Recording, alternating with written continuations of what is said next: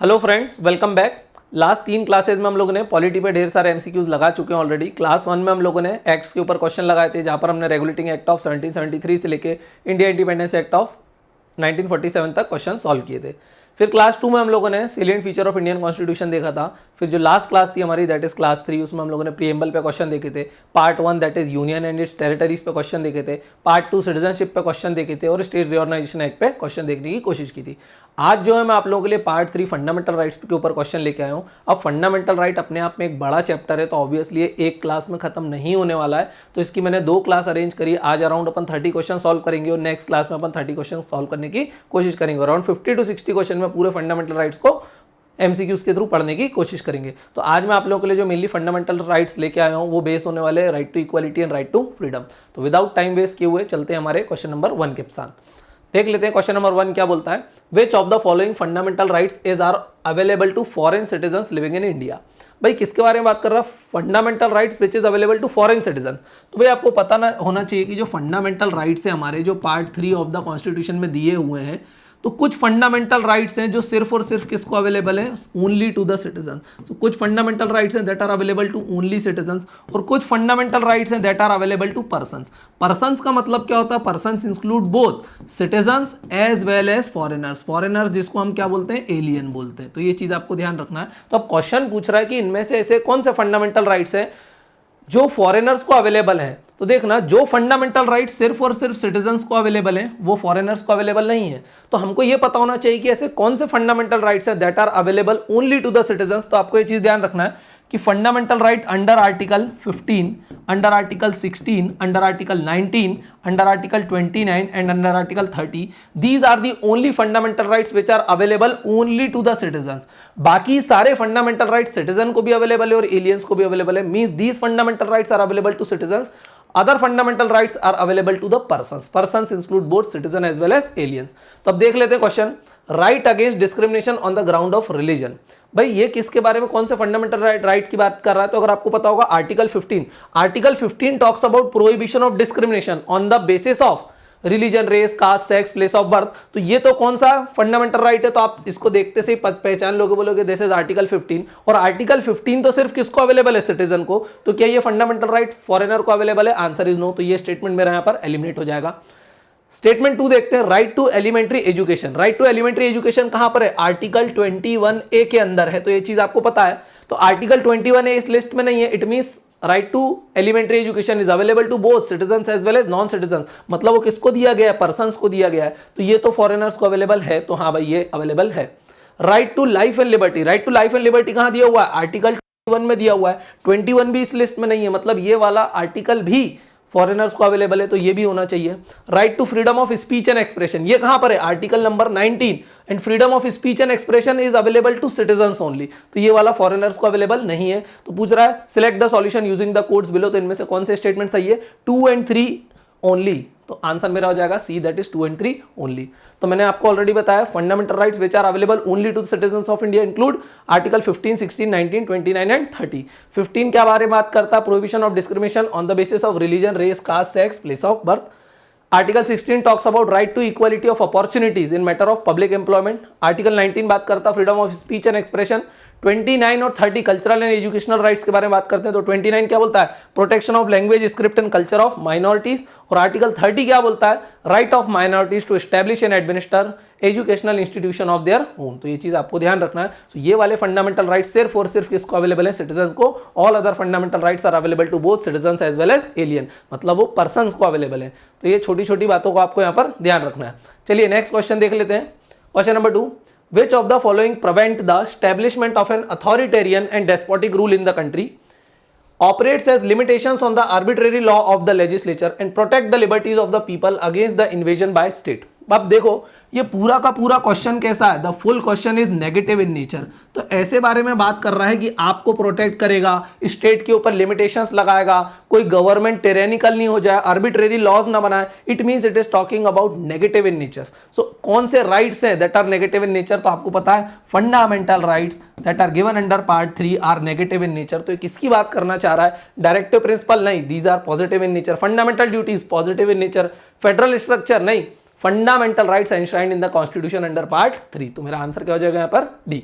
अब जल्दी से एक बार फंडामेंटल राइट्स के बारे में देख लेते हैं। Fundamental rights are negative in nature because they try to promote political democracy and imposes certain restrictions on the government. So fundamental rights ensure limited government, तो ये चीज आपको ध्यान रखना है। And it is guaranteed and protected by the constitution and in case of violation of fundamental rights one can directly approach either supreme court और high court. Supreme court जाना है तो अंडर आर्टिकल 32 और हाई कोर्ट जाना है तो under article 226। तो ये चीज आपको ध्यान रखना है। In case of violation of fundamental rights you can directly move supreme court और हाई कोर्ट, और सुप्रीम कोर्ट तो आप as a matter of right जा सकते हो। तो ये चीज आपको ध्यान रखना है।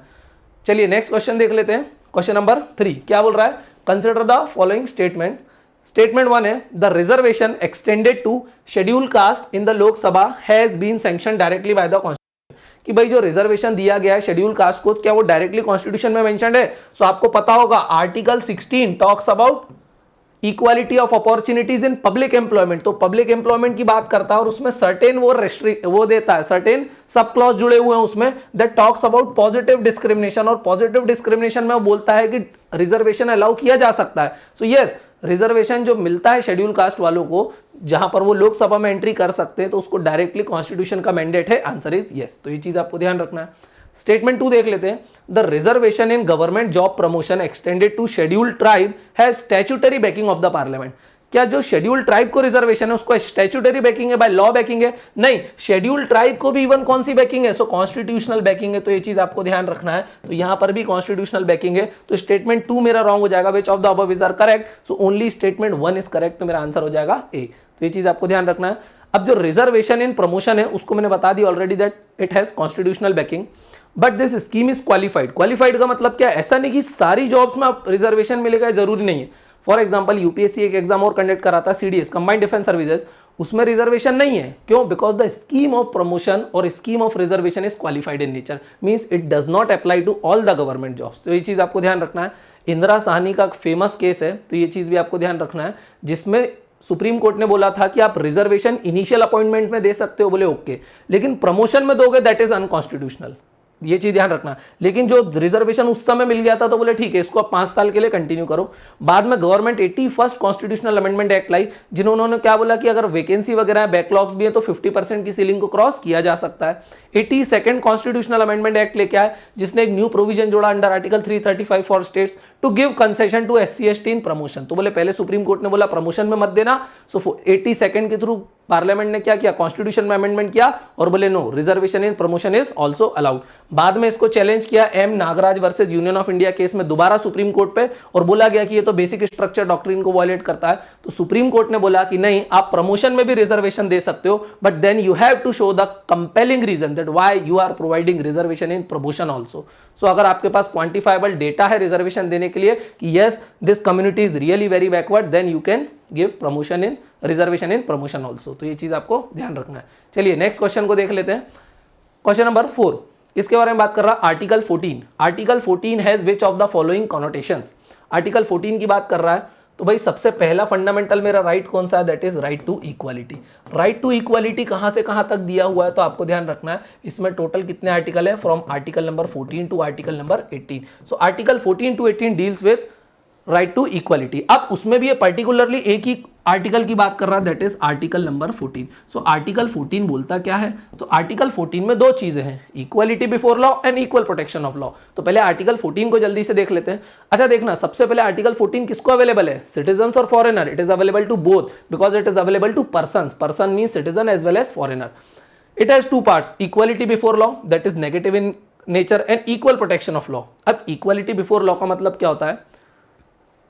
Equality before law means all are equal in the eyes of law, बोले सब बराबर है, सब पे एक जैसा कानून लगेगा। सो ये क्या है? Due process. ड्यू प्रोसेस बोले ब्रिटिश ओरिजिन का है, नेगेटिव इन नेचर है, that is basic principle of liberalism. All people are subjected to same law of justice. अगर मैंने मर्डर किया तो मुझे भी वही सजा मिलेगी जो मुकेश अंबानी को मिलेगी अगर उन्होंने मर्डर किया। तो ये चीज आपको ध्यान रखना, because equality before law, all are equal in the eyes of law, and इसको एक और नाम से जाना जाता है, दैट इज ड्यू प्रोसेस। सब पे एक जैसी प्रोसेस लगेगी। लेकिन क्या हो अगर 2 लोग हों, वो अलग अलग सिचुएशन में हो, फॉर एग्जांपल एक मुकेश अंबानी और एक बहुत गरीब तबके का आदमी है। अब अगर ये दोनों कोर्ट में जस्टिस लेने जाते हैं और अगर कोर्ट इनको बराबर मान लेती है तो या तो अपने आप में ही अन्याय हो गया, क्यों? क्योंकि एक आदमी की पोजीशन अलग है और दूसरे आदमी की पोजीशन अलग है। सो अगर दो लोग हैं जो अलग अलग पोजीशन में और अगर उनको बराबर मान लिया तो ये तो अपने आप में ही डिस्क्रिमिनेशन हो गया। So equal protection of law जो अमेरिकन ओरिजिन का है वो बोलता है laws will apply equally to equally situated people. बोले लॉज लोगों को बराबर लाओ फिर उनके ऊपर एक जैसे लॉज लगाओ। फॉर एग्जाम्पल ड्राइविंग लाइसेंस देना है, अगर मेरा विजन भी ओके आपका विजन भी ओके तो हम दोनों को ड्राइविंग लाइसेंस डेफिनेटली मिलना चाहिए। लेकिन मेरा विजन ओके नहीं है और आपका विजन ओके है, तो मेरा विजन चूंकि अच्छा नहीं है तो शायद मुझे ड्राइविंग लाइसेंस नहीं मिलना चाहिए क्योंकि मैं आपके बराबर नहीं हूं। तो जब तक मेरा विजन ओके नहीं हो जाएगा जब तक मुझे ड्राइविंग लाइसेंस नहीं मिलेगा। तो यहां पर मैंने उसका एग्जांपल दे दिया है। तो driving license with a good vision yes you can give, but अगर आप डिस्क्रिमिनेशन करते हो on the basis of race religion caste तो ये क्या हो जाएगा? अनकॉन्स्टिट्यूशनल हो जाएगा। तो आर्टिकल 14 के दोनों पार्ट्स आपको याद रखना है। चलिए अब क्वेश्चन को देख लेते हैं। Article 14 is which of the following connotation? उसमें दो चीजें, equality before law that is British origin and equal protection of law. No individual और institution is above the law, yes that is equality before law. No individual are above the law, all are equal in the eyes of law. Statement 2 क्या बोल रहा है? Equals will be treated equally under the law.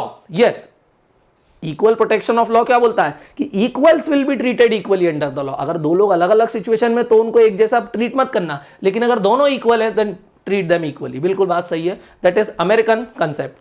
No group of individual should be privilege और discriminated against arbitrary by the government.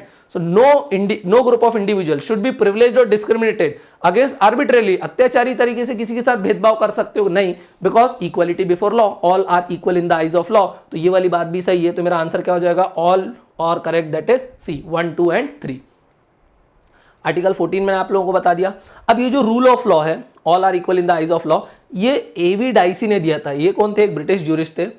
Article 31C provides an exception to article 14 और 31C क्या बोलता है कि अगर 31C आता है तो आर्टिकल 14 चला जाता है। तो supreme court held that where article 31C comes in, article 14 goes out. और आर्टिकल 31C क्या बोलता है? तो इन दो आर्टिकल को प्रमोट करने की बातें करता है और वही आर्टिकल मैंने यहां पर दे रखे, आप इनको रीड कर लेना। चलिए नेक्स्ट क्वेश्चन देख लेते हैं हम लोग। क्वेश्चन नंबर 5, मैंने इसका आंसर क्या दिया है आपको? C, right? Yes, C 1, 2 and 3 all are correct. चलिए क्वेश्चन नंबर 5 देख लेते हैं अब क्या दिया हुआ है। Fundamental rights are available against the action of. बोले फंडामेंटल राइट किसके लिए, किसके अगेंस्ट आपको अवेलेबल है? सो देखते हैं अपन फंडामेंटल राइट्स कहाँ से कहाँ दिए हुए हैं। तो सबसे पहले तो आप बोलोगे they are given under part 3 of the Indian constitution. बोले किस आर्टिकल में दिए हुए? From article number 12 to article number 35।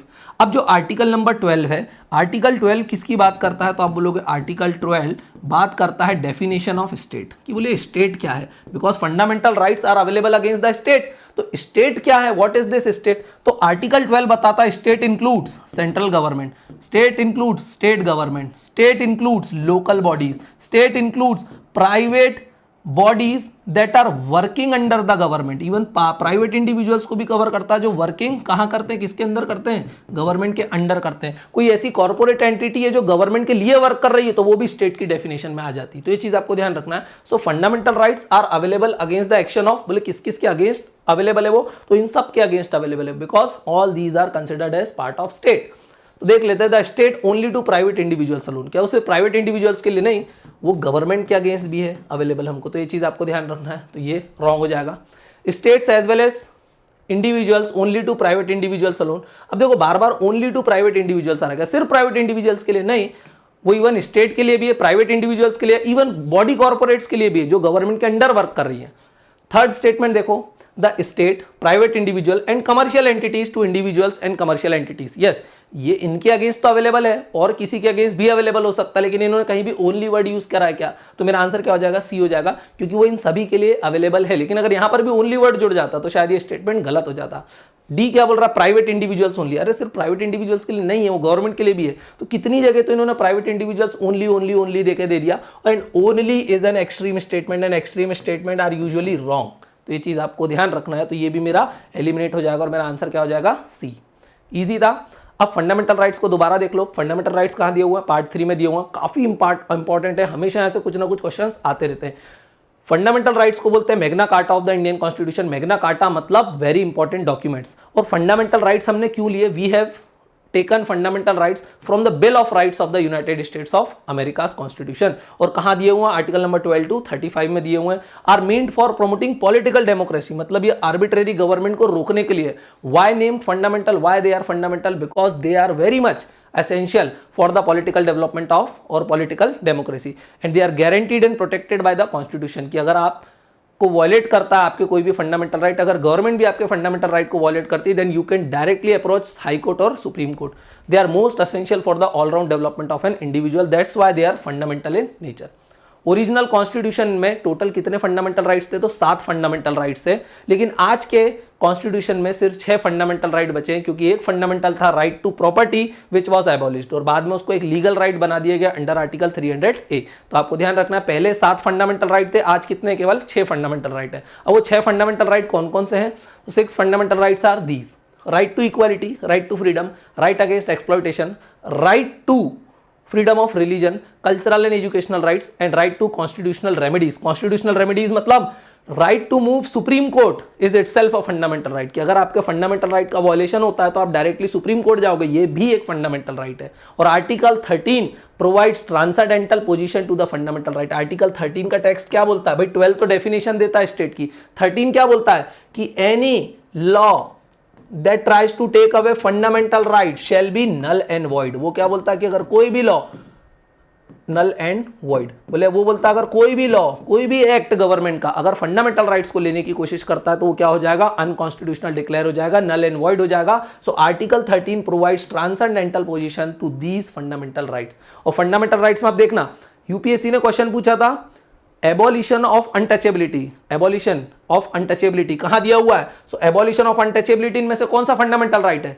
तो बच्चे इसमें कंफ्यूज हो गए थे। अब अगर उनको पता था, सबको पता था एबॉलिशन ऑफ अनटचेबिलिटी बोले दिया हुआ है, तो बोले आप लोगों को पता आर्टिकल नंबर 17 में दिया हुआ है। और आर्टिकल 17 किसका पार्ट है? राइट टू इक्वालिटी, क्योंकि 14 से 18 के बीच कहां आते हैं? Right to equality. So abolition of untouchability is also part of right to equality. तो ये चीज आपको ध्यान रखना है।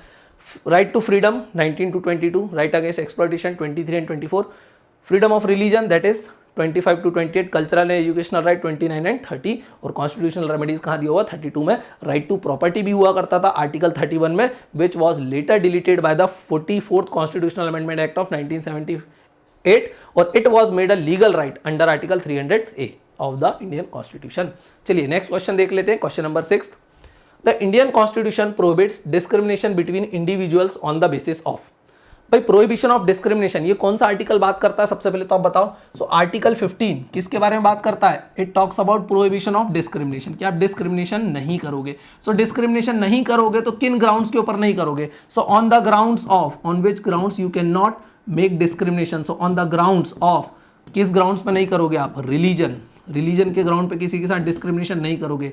रिलीजन, रेस, रेस मतलब कि आप काले हो, गोरे हो, ऑस्ट्रोलाइट्स हो, मंगोलाइट्स हो, द्रविडियन हो, है ना, तो इसके बेसिस पे आप नहीं करोगे। On the basis of religion, race, caste के बेसिस पे नहीं करोगे, सेक्स के बेसिस पे नहीं करोगे कि मेल और फीमेल है ना। प्लेस ऑफ बर्थ, ऐसा नहीं बोलोगे कि आप एमपी में पैदा हुए हो तो हम आपको यहाँ पर नहीं रखेंगे, आपके साथ डिस्क्रिमिनेशन करोगे। और लास्ट बोलता है एंड एनी ऑफ देम, कि अगर इनमें से भी कोई ग्राउंड अवेलेबल है तो आप डिस्क्रिमिनेशन नहीं करोगे। लेकिन ध्यान रखना कि अगर इन ग्राउंड्स को छोड़ के if any other ground is available, कोई अगर अदर ग्राउंड अवेलेबल है, then discrimination is allowed, then discrimination is allowed. कि अगर इन ग्राउंड्स के अलावा भी कोई ग्राउंड अवेलेबल है, then you can do discrimination. For example, womens are not available in combat operation.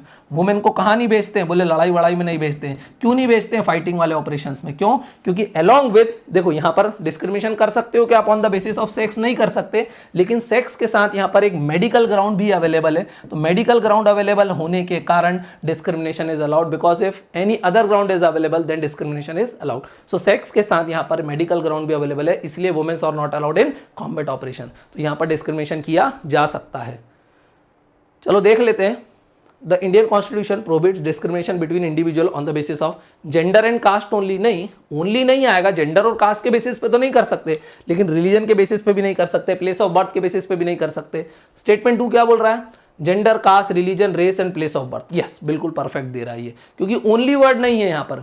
Gender, education, क्या एजुकेशन के बेस पे डिस्क्रिमिनेशन? यहाँ पर कोई ग्राउंड दिया है क्या? एजुकेशन नहीं दिया हुआ है, तो ये तो यहीं कट जाता। Caste and place of birth, तो एजुकेशन कारण कट गया। डी देखो कास्ट एजुकेशन, अगेन एजुकेशन दे रहा है, तो ये चीज गलत हो गई और यहाँ पर ओनली वर्ड भी जुड़ा हुआ है क्योंकि any of them ground is also available. तो आपको ये चीजें ध्यान रखना है, काफी इजी क्वेश्चन था। Article 15 talks about prohibition of discrimination on the ground of religion, race, caste, sex, place of birth and any of them. अब यहाँ पर आप बोलोगे कि सर क्वेश्चन में तो वहां पर क्या थी, जेंडर की बात बोली और आपने तो यहाँ पर सेक्स लिखा है, तो sex is a biological term. Sex क्या है, बायोलॉजिकल टर्म है। एक्चुअली देखा जाए तो ह्यूमन बींग्स का सेक्स तो केवल दो ही हो सकता है, इधर मेल और female, but gender can be anything. For example a male who is born as a male, तो biologically he is male but he identify himself as female, तो उसको वो अपना जेंडर क्या बोल सकता है, दैट आई एम फीमेल। तो ये चीज आपको ध्यान रखना, जेंडर एक सोशल फिनोमिना है and sex is a biological phenomena. तो कॉन्स्टिट्यूशन में सेक्स लिखा है और यहाँ पर जेंडर दिया हुआ, तो ठीक है, इसको इंटरचेंजेबली भी हम यूज कर रहे हैं। चलिए नेक्स्ट क्वेश्चन की तरफ चलते हैं। Question number 7, which of these strive to ensure equity among Indian citizens. बोले इनमें से कौन कौन सी चीजें इक्विटी लाना चाहती, इक्वलिटी लाना चाहती है among Indian citizens. Constitution of India लाना चाहता है क्या, तो देखो फंडामेंटल राइट्स बात करता है राइट टू इक्वालिटी की, तो बिल्कुल कॉन्स्टिट्यूशन के अंदर ही तो फंडामेंटल राइट्स है, तो yes constitution tries to brings equality. वो पॉलिटिकल इक्वालिटी भी लाता है, राइट टू वोट सबको बराबर दे रखा है, right to contest public office सबके लिए अवेलेबल है, so yes constitution tries to bring equality among the citizens. Laws enacted by, even preamble also talks about equality, तो ध्यान रखना laws enacted by the parliament, क्या पार्लियामेंट के laws भी equality लाना चाहते हैं, बिल्कुल लाना चाहते हैं। Atrocities act, prevention of atrocities act, ये क्या लाना चाहता है, लोगों के बीच इक्वालिटी लाना चाहता है, तो ये बात भी बिल्कुल सही है, जो पार्लियामेंट लॉज बनाती है वो भी लोगों के बीच क्या लाना चाहती है, इक्वालिटी।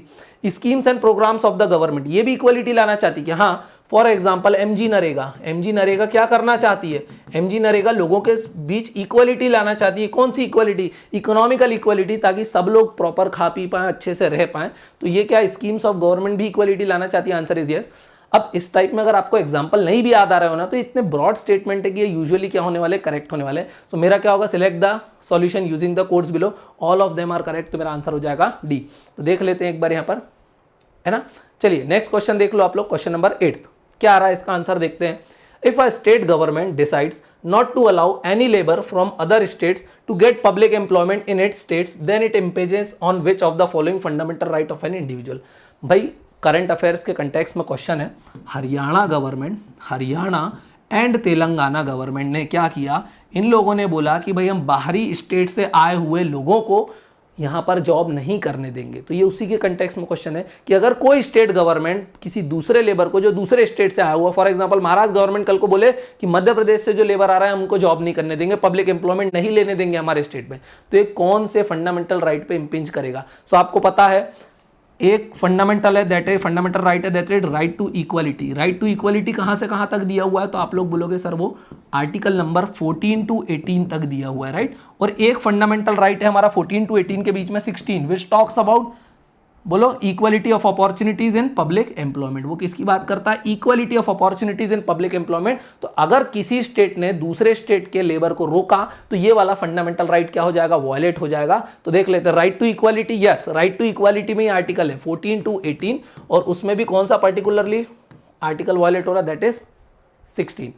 तो मेरा आंसर क्या हो जाएगा, यही हो जाएगा। Right to freedom of movement, नहीं फ्रीडम ऑफ मूवमेंट अभी वॉयलेट नहीं हो रहा, राइट टू फ्रीडम वॉयलेट नहीं हो रहा है, क्योंकि आर्टिकल नंबर 16, तो आप इससे गड़बड़ नहीं करना है कि फ्रीडम की बात हो रही, मूवमेंट की बात हो रही तो मैं फ्रीडम लगा दूं, नहीं 16 कहाँ दिया हुआ है, यहाँ दिया हुआ है, तो आंसर मेरा क्या होगा ये। राइट टू पब्लिक एम्प्लॉयमेंट, भाई आर्टिकल 16 का टेक्स्ट क्या बोलता है, equality of opportunities in public employment, there is no right to public employment. क्या आपको राइट टू पब्लिक एम्प्लॉयमेंट है, अगर राइट टू पब्लिक एम्प्लॉयमेंट होता then government has to offer jobs to everyone, क्योंकि राइट टू पब्लिक एम्प्लॉयमेंट बोले fundamental right है, आप सबको जॉब दो, तो ऐसा तो कोई फंडामेंटल राइट है ही नहीं। आर्टिकल 16 बोलता है equality of opportunities in public employment, तो ये चीज आपको ध्यान रखना है। तो ऐसा भी कुछ नहीं है, ऐसा भी कुछ नहीं है, this is not a violation of fundamental right, no this is a violation of fundamental right under article 16 given in right to equality। तो ये भी मेरा क्या हो जाएगा, एलिमिनेट हो जाएगा और आंसर हो जाएगा ए।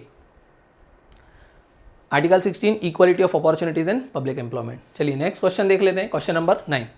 In order to realize the objective of equality and justice as laid down in the preamble, the constitution makes special provision for certain classes of people related to। बोले क्या है, in order to realise the objective of equality and justice. बोले equality और justice जिसकी बात कौन करता है, प्रीएम्बल बात करता है। सो कॉन्स्टिट्यूशन स्पेशल प्रोविजन बनाता है इनमें से किन लोगों के लिए, तो उन लोग special representation in the legislature, yes, even schedule caste, schedule tribe, OBC, इन लोगों के लिए क्या रिजर्वेशन के प्रावधान है, तो बिल्कुल बात सही है, तो उनके लिए स्पेशल प्रोविजन है लेजिस्लेचर के अंदर।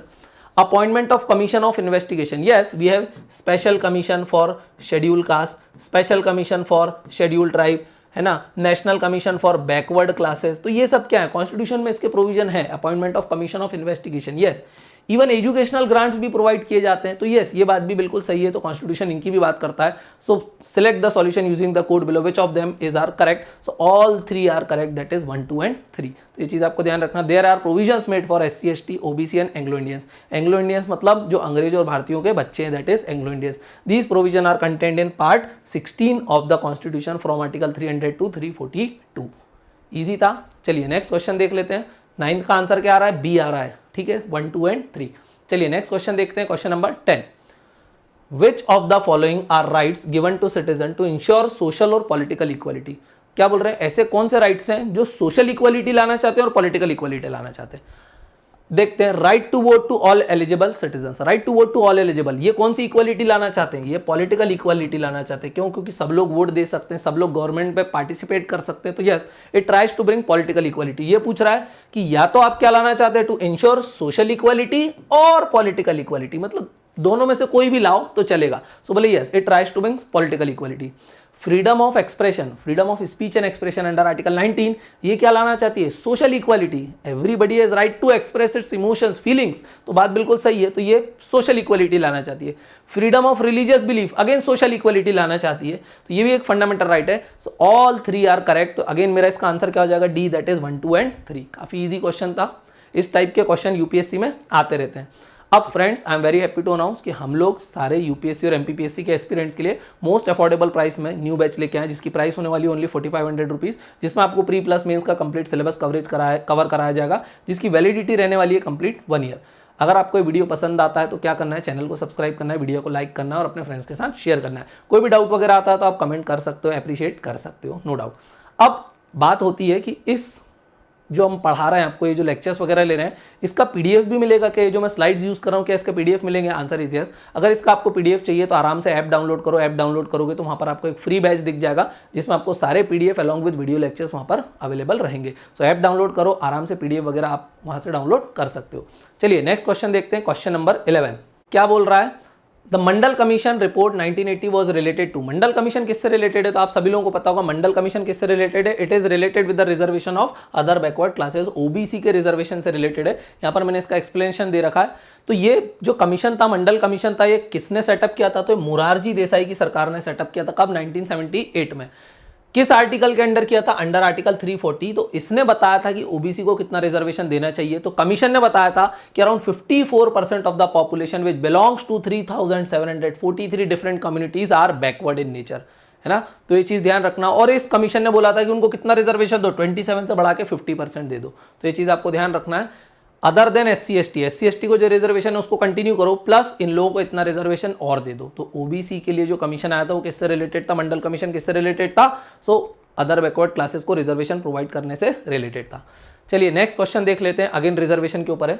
The famous Indira Sahni and others versus union of India case under the supreme Court of India concerns with reservation of backward committee. अब मैंने बता ही दिया ऑलरेडी रिजर्वेशन से रिलेटेड है, तो इसका आंसर क्या हो जाएगा, reservation of backward classes community. अब देखिए सुप्रीम कोर्ट के सामने क्वेश्चन आया कि भाई बैकवर्ड तो हो आप, लेकिन बैकवर्ड में क्या ऐसा कैटेगराइजेशन किया जा सकता है कि कुछ लोग बैकवर्ड हैं और कुछ लोग ज्यादा बैकवर्ड हैं। तो हम लोगों को पता है क्रीमी लेयर का कॉन्सेप्ट भी चलता है, क्रीमी लेयर भी होती है ना ओबीसी के अंदर। बोले क्रीमी लेयर, बोले कौन होते हैं, बोले ये थोड़े से वेल ऑफ लोग होते हैं, ये अच्छे लोग होते हैं, जिनके पास थोड़ा पैसा वैसा है ओबीसी के अंदर, उनको क्या बोलते हैं, दे कम अंडर क्रीमी लेयर। बोले क्रीमी लेयर वाले तो इनको कम बेनिफिट्स देना। सो क्या ऐसा किया जा सकता है to categorise caste as backward और मोर बैकवर्ड, तो सुप्रीम कोर्ट ने बोला हाँ ऐसा किया जा सकता है। और किस केस में बोला, फेमस इंदिरा साहनी जजमेंट में बोला। सो इंदिरा साहनी जजमेंट आया था related with the article 16 equality of opportunities in public employment. तो आर्टिकल 16(4) क्या बोलता है, it empower state to make special provision for those backward classes which in the opinion of states are not adequately represented. तो भाई देखो 16 तो बोलता है equality of opportunities in public employment, लेकिन यहाँ पर एक्सेप्शन भी देता है और बात करता है पॉजिटिव डिस्क्रिमिनेशन की। तो ये बोलता है कि स्टेट रिजर्वेशन दे सकता है किनको, बैकवर्ड क्लासेस को, और वो बैकवर्ड क्लासेस कौन सी है, which in the eyes of states are not adequately represented. So बोले उनको रिजर्वेशन दिया जा सकता है, और सुप्रीम कोर्ट ने ऑब्जर्व करा कि there is no bar on the state to categorise backward classes as backward और मोर बैकवर्ड। तो वो चाहे तो उनको बैकवर्ड बोले, चाहे तो मोर बैकवर्ड करे, तो इसके ऊपर उनके ऊपर कोई भी रेस्ट्रिक्शंस नहीं है। तो फेमस इंदिरासानी जजमेंट ये था। समझ में आ गया होगा आप लोगों को। चलिए नेक्स्ट क्वेश्चन देख लेते हैं, question number 30। Political equality of citizens refers to. Political equality का मतलब क्या होता है देख लेते हैं। One citizen one vote, yes this is the meaning of political equality. हम सब लोग इक्वल क्यों हैं, because we have one vote for one citizens. तो बात बिल्कुल सही है। Right to contest public office without undue discrimination, yes even you can contest for the public offices, I can contest for the public offices. Undue discrimination नहीं कर सकते। हाँ, अगर क्रिमिनल रिकॉर्ड वगैरह आपको कोई बार वगैरह है, आप पे रेस्ट्रिक्शन है, तब आप चुनाव नहीं लड़ सकते। Otherwise we all can contest public office without undue discrimination. लेकिन हाँ, क्वालिफिकेशन होना चाहिए। ऐसा नहीं कि आप 10 साल के और बोले मैं प्रेसिडेंट का इलेक्शन लड़ूंगा, नहीं। अगर प्रेसिडेंट के इलेक्शन के लिए 35 ईयर्स ऑफ एज चाहिए, और अगर आपने 35 ईयर्स ऑफ एज कंप्लीट करी, तभी आप क्या कर सकते हो, इलेक्शन कंटेस्ट कर सकते हो। But you have right to contest for public office without undue discrimination. लेकिन क्वालिफिकेशन प्रिस्क्राइब किए जा सकते हैं। राइट टू पब्लिक एम्प्लॉयमेंट, अभी थोड़ी देर पहले बताया कि आर्टिकल 16 बात करता है equality of opportunities in public employment. There is no such right of right to public employment. ऐसा कोई राइट है क्या राइट टू पब्लिक एम्प्लॉयमेंट? तब तो हम सबको फिर क्या मिलना चाहिए, पब्लिक एम्प्लॉयमेंट। सो ऐसा कोई राइट है ही नहीं। इक्वल सोशल स्टेटस, भाई political rights are different, social rights are different, so equal social status नहीं आएगा यहाँ पर। सो मेरा आंसर क्या हो जाएगा, करेक्ट आंसर पूछ रहा है तो मेरा आंसर हो जाएगा A, that is 1 and 2 only. Political rights, equal voting rights और equal eligibility for public office, इसका दो मीनिंग होते हैं, है ना। One man one vote according to B R Ambedkar, this is the heart of the constitution. तो ये चीज आपको ध्यान रखना, किसने क्या कमेंट किया, that is also important. Right to contest and right to employment are different. Right to employment is not given in the constitution and right to public employment no such fundamental right is given. अगर ऐसा कोई fundamental right होता तो फिर तो हम सबको state को एम्प्लॉयमेंट देना ही पड़ता। तो हम लोग एग्जाम नहीं लिख रहे होते, स्टेट खुद आता, बोले भाई फंडामेंटल राइट है, जॉब ले लो। चलो क्वेश्चन नंबर 14 देख लेते हैं। What is that which best define the idea of equality in a liberal democratic society? देख लेते हैं स्टेटमेंट। इस टाइप के क्वेश्चन आते हैं, इनको कैसे इंट्यूशन से, कैसे बढ़िया तरीके से सॉल्व किया जा सकता है, देखते हैं। स्टेटमेंट 1 क्या बोल रहा है, elimination of all forms of differences. क्या सारे फॉर्म ऑफ डिफरेंसेस को एलिमिनेट किया जा सकता है? Answer is no. आप इक्वालिटी कैसे ला सकते हो in terms of economic sphere? Some are more powerful, some are more wealthy, some are less. Why? क्योंकि ऐसा पॉसिबल नहीं है कि सबको एकदम बराबरी पे ले आए, है ना। तो ये वाला तो गलत हो जाएगा। तो ये किसके बारे में, which of that which best defines equality. Equality का मतलब क्या होता है कि देखना, आपकी जो पोजीशन है it should not be determined by pre birth. You should have equal opportunities to do anything whatever you likes. So statement B क्या बोल रहा है, opportunities enjoy by citizen must not be predetermined by birth और social circumstances. Yes, कि जो opportunities citizen को मिलती है वो बाय बर्थ या सोशल सर्कमस्टांसेस के अकॉर्डिंग नहीं होना चाहिए। तो यही मेरा आंसर हो जाएगा। सी क्या बोल रहा है, equal resources allotted to all citizen irrespective of their social economic contribution. Equal resources दे देगा सारे सिटीजन्स को, वो चाहे कुछ भी कर रहे हैं उनको इक्वल रिसोर्सेज डिस्ट्रीब्यूट कर दें, ऐसा हो सकता है क्या? नो। डी क्या बोल रहा है, unrestricted access to all public and private good and services to all citizen. बोले सबको रेल में फ्री दे दो, सबको हवाई जहाज सबके टिकट फ्री दे दो, क्योंकि ये स्टेटमेंट तो यही बात कर रहा है। क्या ये होता है इसका मतलब इक्वालिटी का? नहीं। सो इक्वालिटी का मतलब होता है opportunities enjoy by citizen must not be predetermined by birth और सोशल सर्कमस्टांसेस। तो ये आपको ध्यान रखना है। तो the concept of equality implies that all people as a human being are entitled to same rights and opportunities to develop their skills and talent and to pursue their goals and ambition. So some people can be more successful in life and some can be less. Easy question था, कैसे intuition के through solve किया वो अपन लोगों ने देख लिया। चलिए next question, question number 15। Which of the following is our credible argument for supporting freedom of expression even for the ideas that prima facie seems false or misleading? बोले इनमें से कौन से आर्ग्यूमेंट्स हैं जो किसको फेवर करते हैं, फ्रीडम ऑफ एक्सप्रेशन। बोले जो फ्रीडम ऑफ एक्सप्रेशन को फेवर करते हैं, हो सकता है वो जो आइडिया हो, जो व्यूज हो, वो शुरुआत में हमको गलत लग रहा है, फिर भी इनमें से कौन से स्टेटमेंट है जो फ्रीडम ऑफ एक्सप्रेशन को क्या करते हैं, सपोर्ट करते हैं। स्टेटमेंट 1 देख लेते हैं, notion of truth and false are often coloured by social and cultural perception. भाई बिल्कुल बात सही है।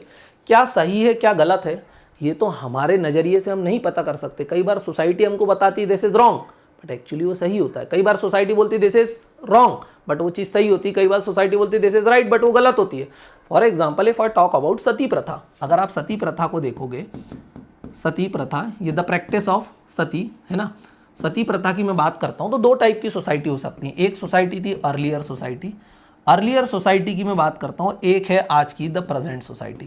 भाई अर्लियर सोसाइटी के लिए सती प्रथा was right as well as sati प्रथा वॉज लीगल। क्यों? क्योंकि वो लोग बोलते थे भाई ये लीगल भी है और ये करेक्ट भी है, सती प्रथा वॉज राइट। आज की सोसाइटी के लिए सती प्रथा गलत है प्लस सती प्रथा इलीगल है। सो क्या सती प्रथा सही है गलत है? तो it depends on the social circumstances and cultural perception. तो बिल्कुल बात सही बोल रहा है, इसीलिए फ्रीडम ऑफ एक्सप्रेशन को हमेशा प्रमोट करना चाहिए कि कई बार शुरू में वो आइडिया गलत लगता है बट बाद में वो सही हो जाता है। जब राजा राम मोहन रॉय सती प्रथा के अगेंस्ट लड़ रहे होंगे तो सब लोग शुरू में क्या बोल रहे होंगे? ही is wrong, but actually he was right. Okay, second statement देख लेते हैं। Suppression of seemingly false idea block the evolution of idea that benefits society in the longer run।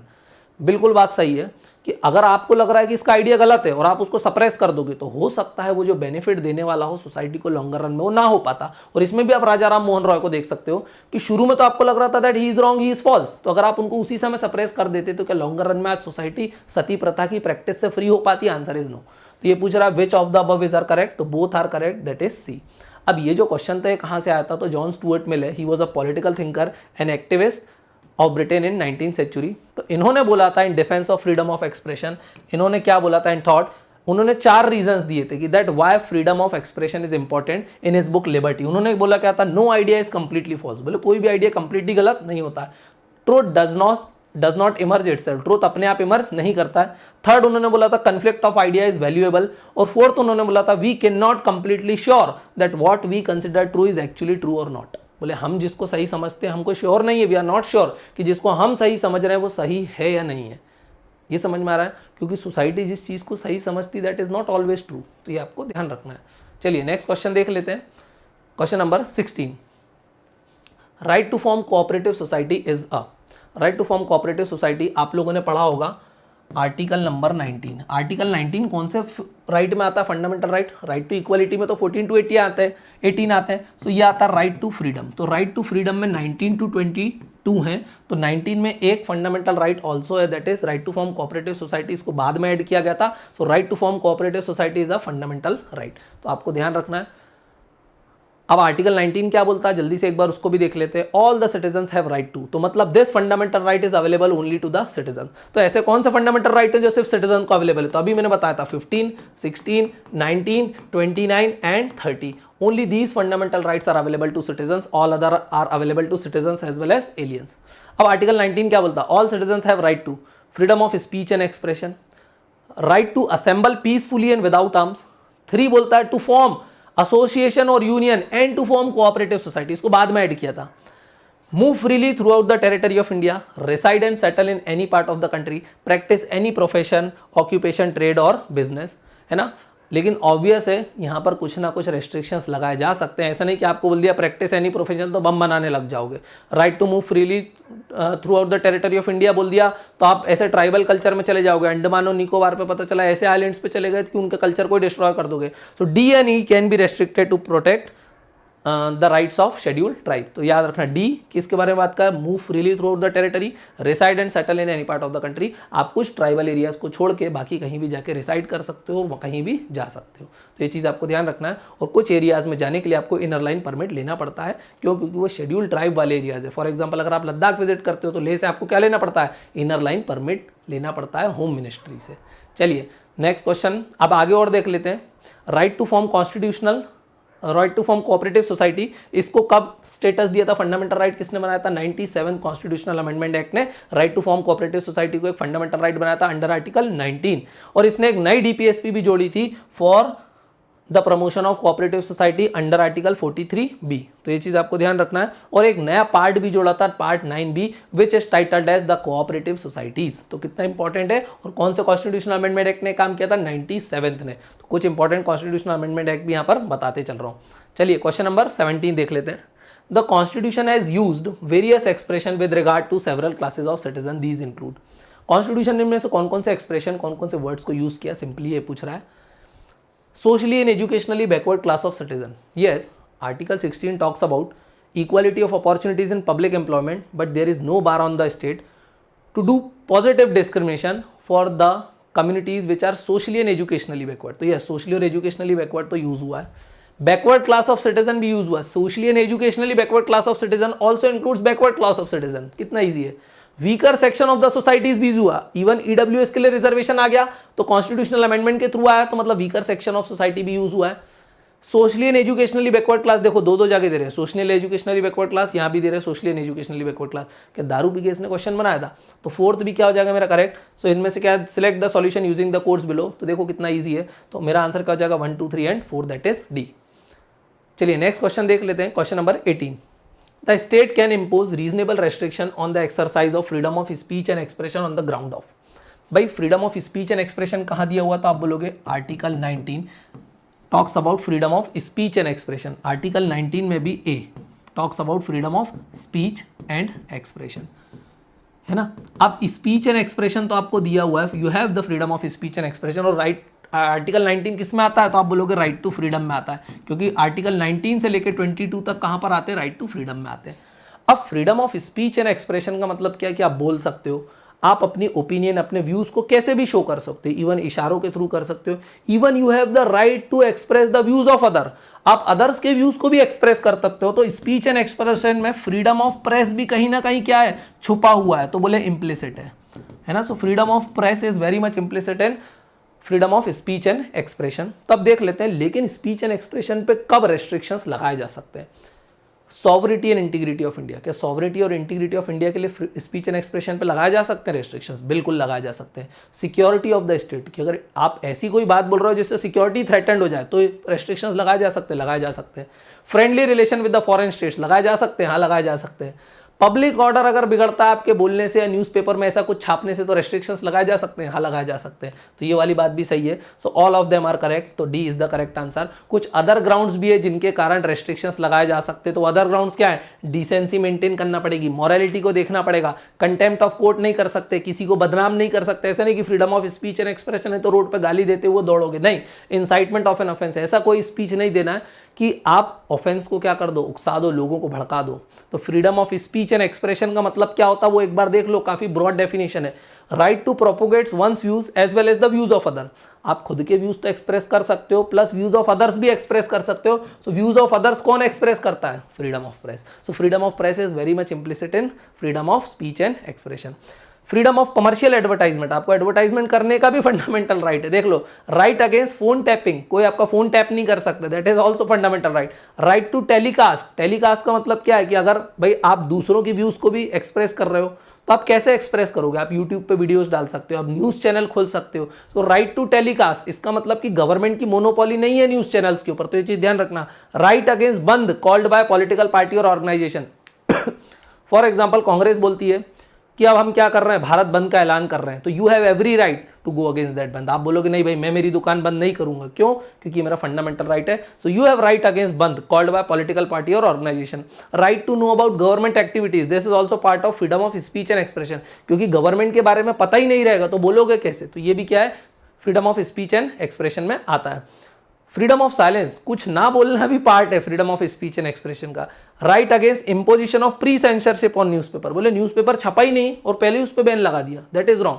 Pre censorship नहीं कर सकते हो आप, छपने के बाद मटेरियल को हटाया जा सकता है, लेकिन छपे बिना ही आप बोलो भाई आप मत छापना, तो ये तो freedom of speech and expression छीन लिया गया। राइट टू डेमोन्स्ट्रेशन और picketing but not right to strike. Demonstration मतलब शराब और आपकी दुकान के आगे आप क्या कर सकते हो, धरना वगैरह दे सकते हो, लेकिन राइट टू स्ट्राइक नहीं है, ये चीज आपको ध्यान रखना है। चलिए नेक्स्ट क्वेश्चन देखते हैं, क्वेश्चन नंबर 19। क्या बोल रहा है, the famous Shah Bano case dealt with, famous Shah Bano case किससे डील करता है, तो मैं आपको बता देता हूं शाहबानो केस क्या, पहले इसका आंसर दे देता हूं। Right to alimony from husband, Shah Bano अपने मध्य प्रदेश का फेमस केस है, इंदौर शहर का ही है ना, तो आप लोगों को तो पता ही होगा, बट ठीक है बाकी स्टेट वालों को नहीं पता होगा, बता देता हूं। शाहबानो केस था, क्या था, ये एक मुस्लिम वुमेन थी फ्रॉम मध्य प्रदेश, इंदौर सिटी की। अब इनके हस्बैंड ने इनको क्या दिया, डिवोर्स दिया। इन्होंने सुप्रीम कोर्ट को अप्रोच किया और बोला कि भाई मेरे हस्बैंड ने मुझे गलत डिवोर्स किया, now I want alimony. Alimony मतलब बोले मुझे मंथली सैलरी वगैरह दिलाओ, बच्चे वगैरह, क्योंकि मेरे 5 बच्चे हैं, तो बोले 5 बच्चे उनको पालने के लिए पैसा लगेगा। सुप्रीम कोर्ट ने हस्बैंड को बोला कि भाई अब आप इनको एक्सपेंसेस वगैरह दोगे। सुप्रीम कोर्ट ने तो बोल दिया, अब हस्बैंड को देना पड़ा, लेकिन इससे जो मुस्लिम ऑर्थोडॉक्स लोग थे वो भड़क गए और उन्होंने उस समय की गवर्नमेंट राजीव गांधी सरकार पर प्रेशर डाला कि आप सुप्रीम कोर्ट के इस डिसीजन को क्या करो, नल एंड वॉइड करो। तो उस समय गवर्नमेंट ने under the pressure of Muslim orthodoxy, that is completely unconstitutional, government किसी के प्रेशर में किसी के साथ कैसे इनजस्टिस कर सकती है। सो गवर्नमेंट ने एक लॉ बनाया और उसका जो जिम्मेदारी थी महिला की, तो हस्बैंड से हटा के उसके रिलेटिव्स पे डाल दी। बोले अब आपका ध्यान आपके हस्बैंड नहीं रखेंगे, आपके मम्मी पापा रखेंगे, आपके भाई बहन रखेंगे, आपके भैया भाभी रखेंगे और वक्फ बोर्ड रखेगा। तो ये चीज ध्यान रखना। सो गवर्नमेंट ने कौन सा एक्ट लाया? Muslim women protection of right on divorce act 1986, जिसके कारण, और ये जो लॉ था कंप्लीटली डिस्क्रिमिनेटरी था, क्योंकि हस्बैंड से आपने जिम्मेदारी किस पे शिफ्ट कर दी?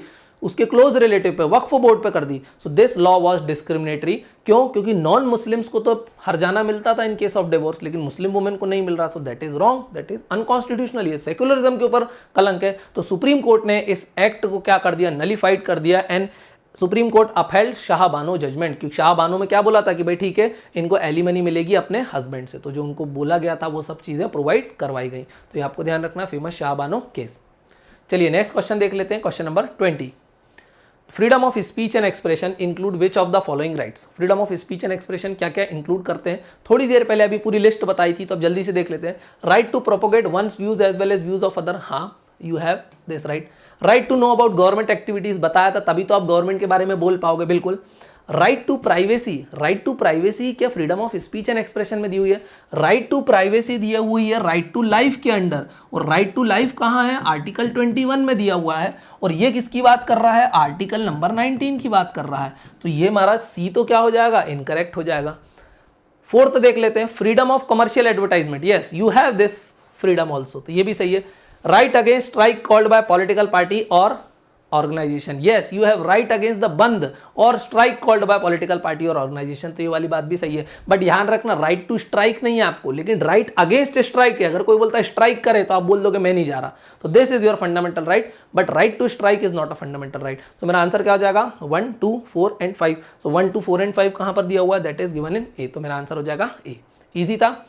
Article 19 includes these fundamental rights, जो मैं ऑलरेडी बता चुका हूं, आराम से इसको एक बार और देख लेना। Right to privacy is part of article 21, that is right to life and personal liberty as interpreted by the supreme Court of India. चलिए नेक्स्ट क्वेश्चन देख लेते हैं। मैंने और बताया था क्या जो फंडामेंटल राइट है स्पीच एंड एक्सप्रेशन, ये फंडामेंटल राइट अंडर 19 है, उसके ऊपर रेस्ट्रिक्शंस लगाए जा सकते हैं। Answer is yes, on these ground, sovereignty and integrity of India, security of state, friendly relation with foreign state, public order, decency, morality, contempt of court, defamation and incitement of an offence. अब मैंने already आप लोगों को बताया दोस्तों कि अगर UPSC और एमपीएससी का न्यू बैच ज्वाइन करना है तो हम लोगों का न्यू बैच स्टार्ट हो चुका है, जिसकी वैलिडिटी रहने वाली है 1 ईयर, जिसमें कंप्लीट प्री प्लस मेंस की प्रिपरेशन कराई जाएगी, जिसका प्राइस बहुत ही अफोर्डेबल रखा है, दैट इज 4500 रुपीज़ ओनली। अगर वीडियो पसंद आया तो चैनल को जल्दी से क्या करना है? सब्सक्राइब करना है, वीडियो को लाइक करना है। और अगर ये सारा पीडीएफ आपको चाहिए, जो भी आप चीज़ें पढ़ रहे हो, तो आराम से ऐप डाउनलोड करो, उसमें सेक्शन दिख जाएगा आपको, सेक्शन में जाना, आपको सारे PDF along with video lectures वहाँ पर डिटेल में देखने के लिए मिल जाएंगे। चलिए नेक्स्ट क्वेश्चन देख लेते हैं, क्वेश्चन नंबर 21, और वो वीडियो लेक्चर फ्री है। Provision of the constitution of India that have bearing on education include, बोले ऐसे कौन से प्रोविजन है कॉन्स्टिट्यूशन के जिसका बियरिंग है, जिसका इंपैक्ट पड़ता है किसके ऊपर? एजुकेशन के ऊपर। आर्टिकल 13, आर्टिकल 13 क्या है? बोले है तो फंडामेंटल राइट के अंदर। आर्टिकल 13 क्या बोलता है? तो आपको पता होगा, any law tries to take away fundamental right shall be null and void. तो ये किसके बारे में बात करता है कि बोले कोई भी लॉ अगर ऐसा है जो फंडामेंटल राइट को लेने की कोशिश करता है, that will be null and void. So अगर मान लो आर्टिकल 15 को कोई लेने की कोशिश करता है, आर्टिकल 15 क्या बोलता है? Prohibition of discrimination. बोले डिस्क्रिमिनेशन आप नहीं कर सकते, पर बोले गवर्नमेंट क्या कर रही है? एजुकेशन पे डिस्क्रिमिनेशन कर रही है on the basis of caste, sex, religion, place of birth, so that is unconstitutional. तो आप आर्टिकल 13 ही तो यूज करोगे, तो उसका कहीं ना कहीं एजुकेशन पे इंपैक्ट देखने को मिल जाएगा। For example cultural and educational right under article 29 and 30, अगर गवर्नमेंट ने वो ले लिए तो आर्टिकल 13 इन्वोक कर दोगे और सुप्रीम कोर्ट पहुंच जाओगे। क्यों? क्योंकि supreme court article 13 provides transcendental position to the fundamental rights, because it says any law that tries to takes away fundamental right shall be null and void. So article 13 तो invoke होगा। Article 15 talks about prohibition of discrimination, तो आप किसी के साथ discrimination नहीं कर सकते, डिस्क्रिमिनेशन नहीं कर सकते, मैंने अभी थोड़ा डिटेल में समझाया था। सो अगर आप एजुकेशन के बेसिस पे किसी के साथ डिस्क्रिमिनेशन करोगे तो क्या कर सकते हो? नहीं कर सकते हो, because article 15 prohibits. Article 21A right to education, ये तो नाम ही से इसके लेकर आना है, right to education. Yes, article 28 minorities को राइट देता है, या रिलीजियस फ्रीडम, तो रिलीजियस फ्रीडम की बात करता, तो yes this is also part. Article 30 minorities को एजुकेशनल इंस्टीट्यूट बनाने का अधिकार है, तो यस आर्टिकल 30 भी ये बात करता है। तो मेरा आंसर क्या हो जाएगा, all of them are correct, 1 2 3 4 5। So 1 2 3 4 5 कहाँ दिया हुआ, 1 2 3 4 5 दिया हुआ है बी में, so B is the correct answer. Easy है, याद रखना है। आर्टिकल 13 क्या बोलता है, लॉज इनकंसिस्टेंट और in derogation of the fundamental right where the court can cut down a law that infringes on the right to education. और right to education कहाँ दिया हुआ, 21 है। सो अगर 21A को वायलेट करते हो तो आर्टिकल 13 के तहत सुप्रीम कोर्ट क्या कर देगी, उस लॉ को अनकॉन्स्टिट्यूशनल डिक्लेयर कर देगी। सो आर्टिकल 13 का भी इंपैक्ट आएगा एजुकेशन पे। Article 15 prohibition of discrimination on the grounds of religion, race, caste, sex, place of birth और any of them, so that is important for the inclusive education, मैंने दिया हुआ है। Article 21 clearly talks about right to education and it was inserted by 86 Constitutional Amendment Act of 2002. This provision came into force from 1st of April 2010. Article 28 freedom as to attendance, religious instruction or religious worship in certain educational institutions. और article 30 क्या बोलता है, right of minorities to establish and administer educational institutions of their own. अब जो बात के fundamental rights है जिनको अभी मैं शॉर्ट में बता रहा हूँ, डोंट वरी, उन पे जब क्वेश्चंस आएंगे तो उनको भी काफी डिटेल में हम लोग डील करेंगे। चलिए नेक्स्ट क्वेश्चन देख लेते हैं, question number 22। The often used term fourth estate of democracy refers to. भाई बहुत इजी क्वेश्चन है, आप लोग कई बार सुनते होंगे, what is the fourth estate of democracy, it is the press and media. So fourth estate क्या है, प्रेस एंड मीडिया, आपको ध्यान रखना है। चलिए नेक्स्ट क्वेश्चन देख लेते हैं, question number 23। Which of the following part of constitution have bearing on education. बोले इनमें से कौन कौन से पार्ट का एजुकेशन पे इंपैक्ट पड़ता है। अभी पहला क्वेश्चन जो इसके पहले किया वो अलग था, अब ये थोड़ा सा अलग है। फंडामेंटल राइट्स, क्या फंडामेंटल राइट्स का एजुकेशन पे इंपैक्ट है। Article 21A directly talks about right to education, तो यस फंडामेंटल राइट्स में तो और भी है, एजुकेशनल राइट है, रिलीजियस फ्रीडम में भी एजुकेशन की बात हो रही, तो यस इसका तो इंपैक्ट है। Directive principal outside part, directive outside part 4 of the constitution, क्या ऐसे भी कोई डायरेक्टिव्स हैं, for example promotion of Hindi, this is also a directive है ना, एंड आउटसाइड पार्ट 4, तो यस इसका भी इंपैक्ट है एजुकेशन पे। नाइन्थ शेड्यूल क्या है, बोले ये तो प्रोटेक्शन देता है उन लॉ को कि बोले आप सुप्रीम कोर्ट वगैरह नहीं जा सकते हो, जुडिशियल रिव्यू नहीं करवा सकते हो, तो इसका एजुकेशन पे इंपैक्ट है नहीं। फंडामेंटल ड्यूटीज क्या बोलता है, पेरेंट्स को क्या एडवाइस देता है कि बच्चों को पढ़ाना लिखाना बढ़िया तरीके से, सो यस इसका भी एजुकेशन के ऊपर इंपैक्ट है। डीपीएसपी का भी एजुकेशन के ऊपर इंपैक्ट है। 11th and 12th schedule, local bodies, panchayat, municipalities, वो किसके बारे में बात करती है, स्कूल वगैरह के बारे में भी बात करती है, तो यस इसका भी एजुकेशन के ऊपर इंपैक्ट है। तो मेरा आंसर हो जाएगा 1 2 4 5 6, 1 2 4 5 6 कहाँ दिया हुआ, 1 2 4 5 and 6 only, that is B should be the correct answer. Fundamental right, article 21 talks about right to education, 21A talks about, okay. 28 क्या बात करता, freedom to attend religious instructions, है ना, आपको फ्रीडम है, आप चाहो तो बोल सकते हो कि हम ये वाले धर्म के रिलीजियस इंस्ट्रक्शंस नहीं अटेंड करेंगे। Right of minorities to administer and establish educational institution of their own. DPSP क्या बात करता है, it gives instructions to minority for primary education in mother tongue, तो ये चीज़ आपको ध्यान रखना है कि गवर्नमेंट को क्या बोलता है कि जो माइनॉरिटीज़ हैं उनको प्राइमरी एजुकेशन किस में देना, मदर टंग में देना। It also talks about promotion of Hindi. 9th schedule तो क्या बात करता है, saving of property from acquisition और जुडिशियल रिव्यू से चीज़ों को बाहर रखने की बात करता है, तो ये चीज़ आपको ध्यान रखना है। फंडामेंटल ड्यूटीज 51 है, साइंटिफिक टेम्पर की बात करती है, और एक फंडामेंटल ड्यूटी है काफ़ी इंपॉर्टेंट है लास्ट वाली, क्लियरली एजुकेशन की बात करती है। हु इज द पेरेंट और guardian to provide opportunities for education to his child और ward as the case may be between the age of 6 and 14 years. तो ये फंडामेंटल ड्यूटीज भी दी हुई हैं, एक बार इनसे भी गो थ्रू कर लेना, काफ़ी इंपॉर्टेंट है। जब फंडामेंटल ड्यूटीज वाला चैप्टर आएगा, फंडामेंटल ड्यूटीज पे जब एमसीक्यूज करेंगे तब सारी फंडामेंटल ड्यूटीज को मैं आपको दोबारा बताने वाला हूँ। चलिए नेक्स्ट क्वेश्चन देख लेते हैं, question number 24। Right against censorship of press and freedom of advertisement form part of which of these fundamental right in India. अभी बताया right against censorship of press कि बोले आप पेपर छपने के पहले उस पर सेंसरशिप नहीं लगा सकते, एंड फ्रीडम ऑफ एडवर्टाइजमेंट या कमर्शियल एडवर्टाइजमेंट ये किस में आता है, तो देखो पहला बोल रहा है राइट अगेंस्ट एक्सप्लॉयटेशन, भाई ये तो 23-24 की बात कर रहा है, तो ये गलत हो जाएगा। राइट टू इक्वालिटी, ये तो आर्टिकल 14 to 18 की बात कर रहा है, और हमको तो आर्टिकल 19 ढूंढना है यहाँ पर, तो ये भी गलत हो जाएगा। Right to educational and religious right, ये तो 29 और 30 की बात कर रहा है, ये भी गलत हो जाएगा। Right to freedom of speech and expression, yes this should be the correct answer, that is D. काफी आसान था, तो ये आपको ध्यान रखना है। और right against censorship of press and freedom of advertisement, this was not part of original constitution, it was later added by supreme court with certain restrictions. तो सुप्रीम कोर्ट भी कॉन्स्टिट्यूशन को इंटरप्रेट कर रहा है और फंडामेंटल राइट के scope को बढ़ाते जा रहा है। चलिए नेक्स्ट क्वेश्चन की तरफ चलते हैं, क्वेश्चन नंबर 25। क्या बोल रहा है, freedom is said to exist when. अब देखो बड़ा छोटा सा क्वेश्चन है। इस टाइप के क्वेश्चन आजकल यूपीएससी के ट्रेंड में चले हुए हैं। इस टाइप के क्वेश्चन के जो आंसर हैं काफ़ी कंफ्यूजिंग होते हैं। इवन आप एग्जाम देने के बाद भी आके सोचते रह जाते हो कि इसका आंसर क्या होगा, क्योंकि किसी भी बुक में डायरेक्टली नहीं मिलता है। So freedom is said to exist when, freedom कब समझ में आएगा आपको कि ओके है या नहीं है। External constraints on individual are absent, बोले एक्सटर्नल बाहरी फोर्सेस कंस्ट्रेंट्स वगैरह नहीं है, बात सही है, तो भी आपका फ्रीडम है। अगर आपको सब लोग रोकने में ही लगे रहेंगे तो फिर काहे का फ्रीडम।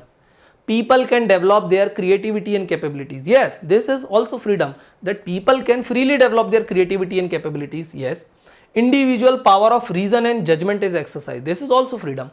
So मेरा क्या होगा, all the three, so all of the above are the case of freedom is said to exist. Easy question था। चलिए नेक्स्ट क्वेश्चन देखते हैं, क्वेश्चन नंबर 26। क्या बोल रहा है, The Supreme Court has recently ruled that right to privacy is a fundamental right. What are the consequences of this judgment? Supreme Court ने recently क्या बोला, that right to privacy is a fundamental right. अगर right to privacy fundamental right बन गया तो इसके क्या consequences होंगे। तो पहले तो ध्यान रखना, right to privacy को कहाँ ऐड करा, तो बोले under article 21 right to life and personal liberty में सुप्रीम कोर्ट ने एक और फंडामेंटल राइट कर दिया, बोले राइट टू प्राइवेसी। अब अगर right to privacy fundamental right हो जाएगा तो उसके क्या इंप्लीकेशन होंगे। भाई fundamental rights are provided a transcendental position, है ना, they are over and above the other laws, है ना। अगर फंडामेंटल राइट्स को वायलेट करा then you can directly approach supreme court और हाई कोर्ट। सुप्रीम कोर्ट भी जा सकते हो, हाई कोर्ट भी जा सकते हो, एंड सुप्रीम कोर्ट और high court can issue Ritz also. तो ये चीज आपको पता है। तो स्टेटमेंट वाल बोल रहा है citizen can move both high court and supreme court for violation of this right. बिल्कुल बात सही है, अगर कोई फंडामेंटल राइट है then people can directly move supreme court और हाई कोर्ट। अब यहां पर एक बात ध्यान रखना है, it is upon the people whether they go for supreme court और हाई कोर्ट। लेकिन अगर वो सुप्रीम कोर्ट जा सकते हैं तो सुप्रीम कोर्ट उनको एंटरटेन करने से मना नहीं कर सकती है, because right to move supreme court is also a fundamental right, लेकिन right to move high court is a legal right. अब इसका क्या मतलब है कि अगर हाई कोर्ट चाहे आपका फंडामेंटल राइट वायलेट हुआ, आप हाई कोर्ट गए, तो हाई कोर्ट चाहे तो मना कर देगी कि जाओ मैं इस डिसीजन को या इस केस को नहीं सुन रहा, लेकिन सुप्रीम कोर्ट मना नहीं कर सकती, क्योंकि सुप्रीम कोर्ट को सुनना पड़ेगा, क्योंकि ये भी एक फंडामेंटल राइट है, लेकिन हाई कोर्ट जाना एक लीगल राइट है। तो ये आपको ध्यान रखना है, दोनों में थोड़ा सा डिफरेंस है। तो यहाँ पर देखा जाए तो high court is more powerful. क्यों? क्योंकि हाई कोर्ट आपको मना कर सकती है, आपके फंडामेंटल राइट वायलेट हुए तो आपको एंटरटेन करने से ना भी बोल सकती है, लेकिन सुप्रीम कोर्ट ऐसा मना नहीं कर सकती है। स्टेटमेंट 2 देख लेते हैं। It reconciles India's legal position on privacy with international covenant on civil and political rights.